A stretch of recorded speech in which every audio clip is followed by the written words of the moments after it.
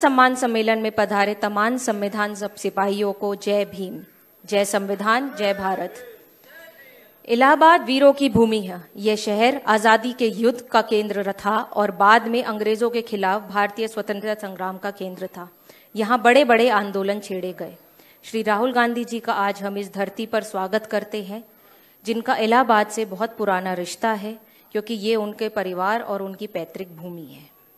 सबसे पहले हमारे बीच में उपस्थित हमारे जननायक राहुल गांधी जी को सलाम करती हूँ, जिनके अथक प्रयासों से आज भारत वासियों को विश्वास और न्याय मिलने जा रहा है। ये कहते हुए मुझे गर्व की अनुभूति होती है कि न्याय योद्धा श्री राहुल गांधी जी ने जब जब सरकार की गलत नीतियों का विरोध किया, हर बार संविधान विरोधी, जन विरोधी सरकारों का मुंह को खानी पड़ी है। चाहे वो 2024 का आम चुनाव रहा हो या जिस तरह से जो अभी सत्र गया उसके अंदर प्रधानमंत्री की अनुपस्थिति रही हो, हर बार संविधान विरोधी, जन विरोधी सरकार को मुंह की खानी पड़ी है। लेकिन फिर भी चाहे वो काले कानून हो कृषि के, वो वापस लिए गए।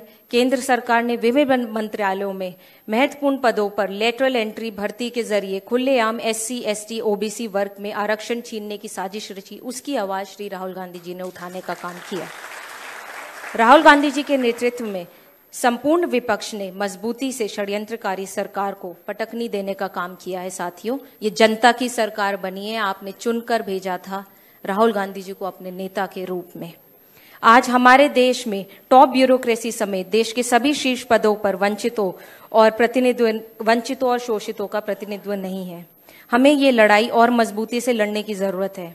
इस सम्मेलन में हम ये संकल्प ले कि संविधान और आरक्षण व्यवस्था की हर कीमत पर रक्षा करेंगे।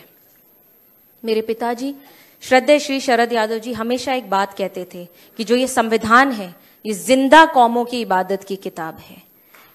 जो जिंदा कौमें हैं उसका एक जीता जागता सबूत है, वो हमारा संविधान है। ये किसी धर्म ग्रंथ से कम नहीं है। संविधान से ही देश चलना चाहिए। यही एकमात्र ऐसी जिंदा किताब है जिसमें भारतवर्ष के प्रत्येक नागरिकों को और अधिकार मिलता है और उनका अधिकार सुरक्षित रखा जाता है। हमने सदियों से ये आजादी की नेमत पाई है। सैकड़ों कुर्बानियां देकर हमने ये दौलत पाई है। हमें ये बात भूलनी नहीं चाहिए। जैसे कि आप देख रहे हैं, जननायक राहुल गांधी जी कहते हैं कि 50% आरक्षण की सीमा को तोड़े बिना, जातिगत जनगणना के किए बिना सामाजिक न्याय सुनिश्चित करना संभव नहीं है। ऐसे में गांव गांव, गली गली जाकर हमें जात को जमात बनाने का प्रयास करना पड़ेगा। देश की बहुसंख्यक आबादी जब एक छत के नीचे एक संगठित होगी, तभी ये लड़ाई जीती जा सकती है। साथियों, राज सच्ची बोली से चलता है, गोली से नहीं चलता है। संविधान को बचाने के लिए ये लड़ाई हमारे जननायक न्याय योद्धा श्री राहुल गांधी जी के नेतृत्व में हम लोग लड़ेंगे और जीतेंगे भी। दुनिया की कोई ऐसी ताकत नहीं है जो भारत में उसका संविधान छीनने का काम कर सकती है। आप लोग यहाँ आए हैं इस सम्मेलन में। अपनी बात का मैं अंत करना चाहूंगी कि बाबा साहब ने जो दिया हमको मिलकर ये अधिकार है संविधान बचाने का, उसकी परवाह हमें नहीं है कि उसमें